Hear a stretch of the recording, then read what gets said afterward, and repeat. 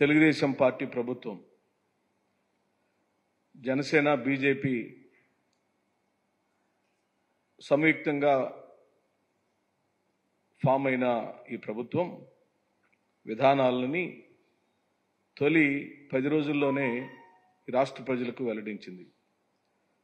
అది తాడేపల్లిలోని వైఎస్ఆర్ కాంగ్రెస్ పార్టీ కార్యాలయ నిర్మాణంలో ఉండినప్పుడు ఆల్మోస్ట్ కంప్లీట్ అవుతున్న బిల్డింగ్ని కోర్టు ఆదేశాలు ఉండినప్పటికీ వాటన్నిటిని తొంగలో తొక్కి బుల్డోజర్లు పెట్టి తొక్కిచ్చేశారు. రాజకీయాల్లో గెలుపు ఓటములు ఉంటాయి. మీ అందరికీ కూడా నేను మళ్ళీ గుర్తు చేస్తున్నా, జూన్ 4వ తారీఖు సాయంత్రం గౌరవ మాజీ ముఖ్యమంత్రి వర్యులు శ్రీ వైఎస్ జగన్మోహన్ రెడ్డి గారు మీడియా ముందుకు వచ్చారు. కొత్త ప్రభుత్వాన్ని ఆహ్వానించారు. చంద్రబాబు నాయుడు గారికి, బీజేపీకి, జనసేన పార్టీకి స్వాగతం పలికారు. కంగ్రాచులేషన్స్ చెప్పారు. మీరు బాగా పరిపాలించాలని కోరుకున్నారు. కానీ ప్రతిపక్షం అనేది ఈ రాష్ట్రంలో ఉండకూడదని, వాళ్ళ పార్టీకి సంబంధించిన కార్యాలయాలు ఉండకూడదని, వాళ్ళు అసలు మాట్లాడకూడదని దుర్మార్గపు నిర్ణయాలతో ఈ ప్రభుత్వం ముందుకు సాగుతుంది. ఎన్నికల ఫలితాలు వచ్చినప్పటి నుంచి ఈ ప్రభుత్వం యొక్క విధానాలను పరిశీలిస్తే తన యొక్క వైఖరిని ఈ ప్రభుత్వం ఇప్పటికే బట్టబయలు చేసింది. సాధారణంగా పాత ప్రభుత్వం పోయి కొత్త ప్రభుత్వం వచ్చినప్పుడు ఓ కొత్త రకమైన వాతావరణం ఈ రాష్ట్రంలో ఉండాలని ఓట్లేసిన వాళ్ళు సామాన్యులు కోరుకుంటారు. కానీ మనందరి యొక్క దురదృష్టం, చంద్రబాబు నాయుడు గారు పరిపాలన మొదలుపెట్టిన రోజు నుండి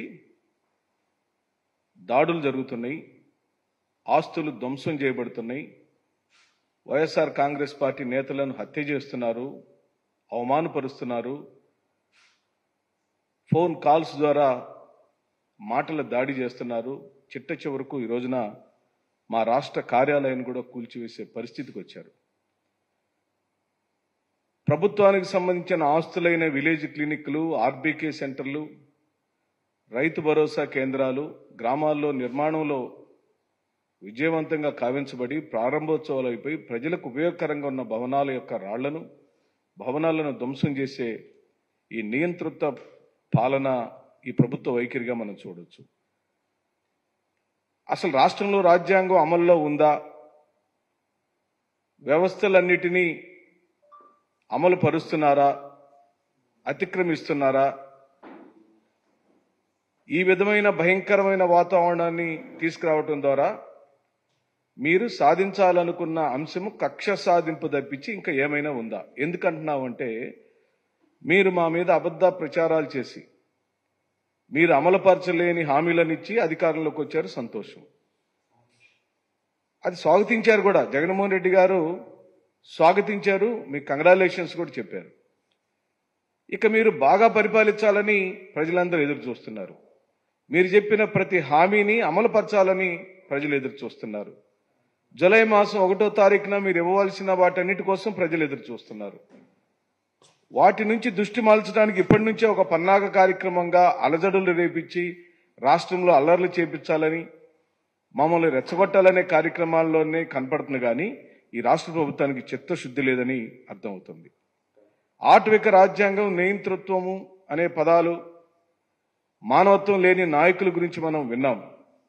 కానీ ఈ రోజున చంద్రబాబు నాయుడు గారి యొక్క పరిపాలన ఈ 10 రోజుల్లోనే, ఆయన ప్రమాణ స్వీకారోత్సవం చేసిన రోజుల్లోనే ఈ రాష్ట్ర ప్రభుత్వం యొక్క వైఖరి ప్రజలను హింస పెట్టడం, ప్రతిపక్షాలను తొక్కివేయటం, ధ్వంసం చేయటం, హత్యలు చేయటం, రాష్ట్రంలో నుంచి పరారవమని తెలుగుదేశం పార్టీ నాయకులు పిలిపిస్తున్నారు. మరి ఇలాంటి పరిపాలనలో, ఈ భయానక పరిస్థితులలో ప్రజలు ఆలోచించమని కోరుకుంటున్నాం. చంద్రబాబు నాయుడు గారేమో బాగా తీయగా, చక్కగా, ప్రజాస్వామ్యబద్ధంగా వారి సీనియారిటీ మొత్తాన్ని ఉపయోగించి వారు బ్రహ్మాండమైన ప్రజాస్వామ్యాన్ని నెలకొల్పాలని వారు ఆశపడటాన్ని మేము స్వాగతిస్తున్నాం. ఈరోజు సభలో కూడా వారు బ్రహ్మాండంగా మాట్లాడారు. ఎక్కడ కూడా అల్లరి చిల్లరి గొడవలు ఉండటానికి వీల్లేదు. ఎవ్వరు కూడా క్రమశిక్షణగా ఉండాలి అంటూనే ఉదయం 10 గంటలకు క్రమశిక్షణ గురించి మాట్లాడిన చంద్రబాబు నాయుడు గారు తెల్లవారుజామున 5:30కు బుల్డోజర్లు పంపించి రాష్ట్ర కార్యాలయాన్ని కూల్చేపించారు. నిజంగా ఆశ్చర్యం వేసింది. అక్రమ కట్టడాలన్నిటినీ కూల్చివేయటమే ప్రభుత్వం యొక్క విధానమైనప్పుడు ఈ రాష్ట్రంలోని అక్రమ కట్టడాలన్నిటికి సంబంధించిన సమాచారం మీరు అనుకుంటే 5 నిమిషాల్లో మీరు తెప్పించుకోగలుగుతారు. దానిలో మీ యొక్క నివాసమైన కరకట్టకి కృష్ణానదికి మధ్యలో ఉన్న మీ నివాసం కూడా అది అక్రమమైన కట్టడమే అని గతంలో నీటిపారుదల శాఖ మంత్రిగా పనిచేసిన దేవినేని ఉమా గారు ఆ బిల్డింగ్ యజమానులకు నోటీసులు ఇచ్చిన మాట వాస్తవమా కాదా? ఈ రోజున హైకోర్టు ఇచ్చిన ఆదేశాల మేరకు ప్రభుత్వంచే లీజుకు తీసుకున్న స్థలంలో కార్యాలయాన్ని నిర్మించుకున్న మేము ఏం తప్పు చేశామని అడుగుతున్నాం. ఏ పార్టీ కార్యాలయాలైనా ప్రభుత్వ భూమికి సంబంధించిన భూములను ఒక అర్జీ ద్వారా మాకు కావాలని అడిగినప్పుడు ఆ ప్రభుత్వం సమ్మతిస్తే అక్కడ నిర్మాణాలు జరుగుతాయి. ప్రభుత్వం సమ్మతించింది కాబట్టే నిర్మాణం జరిగింది. ఏ పార్టీ కార్యాలయాలైనా ఆ విధంగానే అడుగుతారు, లీజుకు తీసుకుంటారు, నిర్మాణాలు చేస్తారు, తర్వాత ప్రభుత్వాలకు అప్పజెప్పే కార్యక్రమాలు జరుగుతుంది. ఇలాంటి కార్యక్రమాలు ఒకవైపున చేస్తూనే ఈ రోజున స్పీకర్ గారిని నిర్ణయించారు. వాళ్ళ సొంత వ్యవహారంలాగా ఒక నిర్ణయం తీసుకున్నారు. ఈ రాష్ట్ర ప్రజలందరూ కూడా గమనించాలి. మేము బలహీన వర్గాలకు సంబంధించిన అయ్యన్న పాత్రుడు గారు, ఆ బీసీ సామాజిక వర్గానికి సంబంధించిన వారు స్పీకర్ స్థానంలో కూర్చోటాన్ని మేము స్వాగతిస్తున్నాం.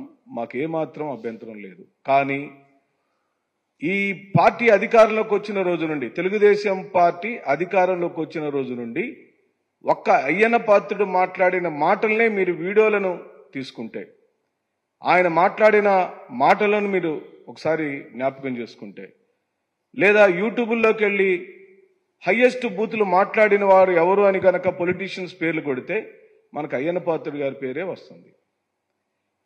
అది మీ సొంత నిర్ణయము, మాకెవరికి మాకు అభ్యంతరం లేదు. కానీ రాజ్యాంగపరంగా సాంప్రదాయాలను తుంగలో తొక్కి మీరు అయ్యన్న పాత్రుడు గారిని స్పీకర్గా నిర్ణయించేటప్పుడు అత్యధిక ప్రతిపక్ష పాత్రలో ఉన్న మేము అనగా వైఎస్ఆర్ కాంగ్రెస్ పార్టీని మీరు సంప్రదించారా? సంప్రదించకపోతే ఎందుకు సంప్రదించలేదు? సంప్రదించాల్సిన అవసరం లేదా? అది ఒక పాయింట్. అయితే స్పీకర్ స్థానంలో అయ్యన్న పాత్రుడు గారిని కూర్చోబెట్టినప్పుడు మీ యొక్క ప్రభుత్వ విధానము, మీరు ఆ సభను ఏ విధంగా నడపాలి అనుకుంటున్నారనే అంశాన్ని సుస్పష్టం చేశారు. సాధారణ సభ్యుడిగా ఉండినప్పుడు, అసలు సభ్యుడే కానప్పుడే గౌరవ మాజీ ముఖ్యమంత్రి గారిని పట్టుకొని ఆనా కొడుకు ఈనా కొడుకు, ఇంకా వారి అమ్మగారిని కూడా ఉద్దేశించి మాట్లాడిన మాటలు ఈ రాష్ట్ర ప్రభుత్వం, ఈ రాష్ట్ర ప్రజలు ఏ విధంగా మర్చిపోతాం, ఏ విధంగా మర్చిపోగలుగుతాం? అంటే ఆ సభలోకి జగన్మోహన్ రెడ్డి గారు రాకూడదు, ఆ సభలో జగన్మోహన్ రెడ్డి గారు మాట్లాడకూడదు, వైఎస్ఆర్ కాంగ్రెస్ పార్టీ సభ్యులు మాట్లాడకూడదు, వైఎస్ఆర్ కాంగ్రెస్ పార్టీ సభ్యులను రాకుండా చేయటమే మన ప్రభుత్వం యొక్క విధి విధానాలుగా అయ్యన్న పాత్రుడు గారిని స్పీకర్ స్థానంలో కూర్చోబెట్టడం అనేది స్పష్టంగా అర్థమైపోతుందని నేను ఈ మధ్యలో చెబుతూ, ఇలాంటి వీడియోలను రాష్ట్ర ప్రజలకు మీరు చూపించాలి. ఈ రాష్ట్ర ప్రజలు మీరు గమనించండి. అయ్యన్న పాత్రుడు గారు తన మిత్రుడితో కూర్చొని జగన్మోహన్ రెడ్డి ఓడిపోయాడు కానీ సావలేదు అనే మాటలు వాడారు.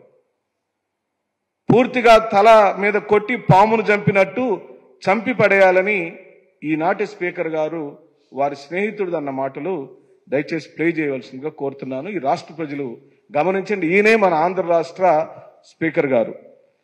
ఈ స్పీకర్ గారి యొక్క మాటలు ఏ విధంగా ఉన్నాయో, ఎంత వ్యంగ్యంగా మాట్లాడుతున్నాడో, ఎంత అపహాస్యంగా మాట్లాడుతున్నాడో, ఓ మాజీ ముఖ్యమంత్రిని, రాష్ట్రంలోనే దేశంలోనే ప్రాముఖ్యత కలిగిన ఓ నాయకుడి గురించి ఏం మాట్లాడుతున్నాడు వినండి.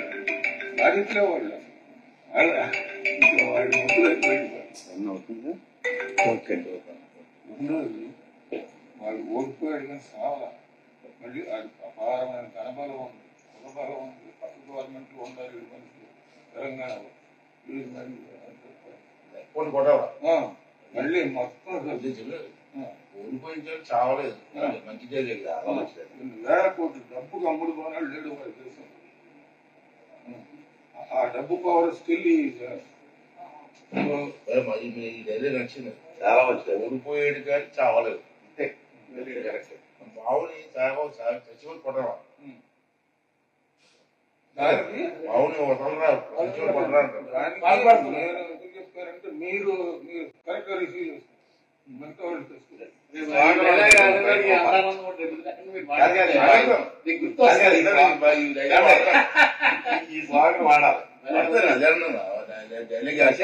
చెప్పింది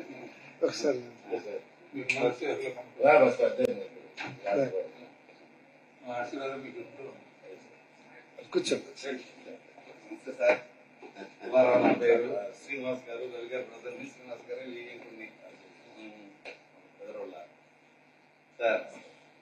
మీ స్పీచ్ తర్వాతనే ఆంధ్ర రాష్ట్రంలో ప్రతి వాళ్ళకి ఒక ఇది ప్రస్తుత మన స్పీకర్ గారి యొక్క మాటల వీడియో క్లిప్ ని మీ అందరికీ కూడా షేర్ చేస్తాం. మీరు దాన్ని గమనించండి. ఈరోజు సభని నడిపే స్పీకర్ గారు ప్రతిపక్ష నాయకుడైన జగన్మోహన్ రెడ్డి గారిని చంపాలి అని మాట్లాడారు. అలాంటి వ్యక్తిని మీరు స్పీకర్ని చేశారు. వారు స్పీకర్ స్థానంలో ఉండగా అంత కఠినమైన అంత దారుణమైన మనస్తత్వం కలిగిన వారు రేపు జగన్మోహన్ రెడ్డి గారిని సభలో మాట్లాడనిస్తారా అని అడుగుతున్నాం. పోనీ వైఎస్ఆర్ కాంగ్రెస్ పార్టీ సభ్యులను మాట్లాడనిస్తారా అని అడుగుతున్నాం. మా గొంతు లేవనిస్తారా అని అడుగుతున్నాం. ప్రజా సమస్యలను అక్కడ మాట్లాడటానికి మీరు అవకాశం ఇస్తారా అని అడుగుతున్నాం. మీరు అసలు దాన్ని చట్టసభగా గౌరవించారా అని అడుగుతున్నాం. మీ నిర్ణయాలేమో మీ మాటలకు వ్యతిరేకంగా ఉన్నాయి, మీ మాటలేమో తీయగా ఉన్నాయి. చంద్రబాబు నాయుడు గారు ఈ రోజున అసెంబ్లీలో మాట్లాడిన మాటలు బాగున్నాయి. ఎవరిని అవహేళన చేయొద్దు, ఎవరిని అవమానపరచొద్దు, అందరు బాగుండాలి అని వారు మాట్లాడినట్టుగా మాట్లాడటం మేము విన్నాం, చూసాం, సంతోషించాం. 5:30కేమో వైఎస్ఆర్ కాంగ్రెస్ పార్టీకి సంబంధించిన కార్యాలయాన్ని బుల్డోజర్లతో కూల్చివేశాడు. 9:30కేమో అసెంబ్లీలో ప్రజాస్వామ్యం గురించి మాట్లాడారు. 10 గంటలకేమో జగన్మోహన్ రెడ్డి గారిని చంపుతానన్న వారిని స్పీకర్ స్థానంలో కూర్చోబెట్టారు. ఇప్పుడు మేము ఈ రాష్ట్ర ప్రజలు ఏమని చూడాలి, ఏమని అర్థం చేసుకోవాలి? ఇంకా ప్రజాస్వామ్యం బ్రతికుందని ఆలోచించాలా? బ్రతికే ఉందా? బ్రతికే ఉంటే కోర్టు ఇచ్చిన ఆదేశాల మేరకు ఆ బిల్డింగ్ జోలు వెళ్ళకూడదు కదా. ఆ బిల్డింగుల జోలు ఎందుకు వెళ్లారు? మీడియాల్లో మేము కట్టించిన కట్టడాలన్నీ అక్రమంగా మాట్లాడుతున్నారు. ఇది పూర్తిగా తప్పని చెప్పి అంటున్నాం. మీడియాకు కావాలంటే ప్రభుత్వం నుంచి అనుమతులు తీసుకున్నాం. ప్రభుత్వం నుంచి వచ్చిన అనుమతుల కాపీలన్నీ మీకు పంచుతాం. ప్రభుత్వంచే అధికారికంగా ఇచ్చిన ఆదేశానుసారంగానే మా భవన నిర్మాణాలు జరిగినాయి. కానీ ఏ ఒక్క రోజు కూడా ఒక్క చోట కూడా వైఎస్ఆర్ కాంగ్రెస్ పార్టీకి సంబంధించిన భవన నిర్మాణాలు అక్రమంగా కానీ ఇల్లీగల్ గా కానీ నిర్మాణాలు జరగలేదని చెప్తున్నాం. ఈ అబద్ధ ప్రచారాన్ని ఆపివేయమని కోరుతున్నాం. పదే పదే ఓ నాయకుడి మీద మాటల దాడి చేశారు, అబద్ధాలు ప్రచారం చేశారు, ప్రజలను భయభ్రాంతులు చేశారు, ప్రజలకు ఆశ పెట్టారు. ఇప్పుడేమో వక్ర మార్గంలో ప్రజలను గందరగోళం పరిచే విధంగా ఇంకా వైసీపీ పార్టీని, నాయకులను, కార్యకర్తలను, స్వయాన గౌరవ ముఖ్యమంత్రి గారిని అసెంబ్లీకి వెళ్తే అవహేళన చేపిస్తారా? అల్లరి చేపిస్తారా? అపహాస్యంగా మాట్లాడిస్తారా? కారును చుట్టుముట్టి వ్యంగ్యంగా మాట్లాడిస్తారా? ఇదేనా మీ ప్రజాస్వామ్యం అని చెప్పి అడుగుతున్నాం. ఇందుకైనా మీకు 161 మంది సీట్లను ఎమ్మెల్యేలుగా గెలిపించి మీకు అసెంబ్లీకి పంపించింది కేవలం జగన్మోహన్ రెడ్డి గారిని అవమానపరచడానికేనా? జగన్మోహన్ రెడ్డి గారికి సంబంధించిన ఆస్తులను ధ్వంసం చేయడానికేనా? జగన్మోహన్ రెడ్డి గారి ఇంటి ముందుకెళ్లి అవహేళనగా మాట్లాడటం కోసమేనా మీకు అధికారం ఇచ్చింది ఈ ప్రజలు? ఆలోచించమని చెప్పి అడుగుతున్నాం. చంద్రబాబు నాయుడు గారి యొక్క సీనియారిటీ మొత్తాన్ని ప్రజలను మభ్యపెట్టే విధానికి కాకుండా కనీసం మీరిచ్చిన హామీలను పూర్తిగా నెరవేర్చమని, జూలై 1వ తారీఖున మీరు చెల్లించాల్సిన చెల్లింపులన్నిటినీ పూర్తిగా సక్రమ మార్గంలో ప్రజలకు అందజేయమని సవినయంగా మనవి చేస్తున్నాం. మిమ్మల్ని ఆహ్వానిస్తున్నాం. పూర్తిగా మీ విజయాన్ని, మీ గెలుపుని మేము సంతోషపడుతున్నాం. మీరు గెలిచారు, మేము ఓటమి చెందాం, దాంట్లో ఏమాత్రం డోకా లేదు, మేము ఒప్పుకుంటున్నాం. కానీ స్వచ్ఛమైన నిజాయితీ కలిగిన, అంత మ్యాండేట్ ఇచ్చిన ప్రజలకు నిజాయితీ కలిగిన పరిపాలన అందించమని కోరుకుంటూ సెలవు తీసుకుంటున్నాను.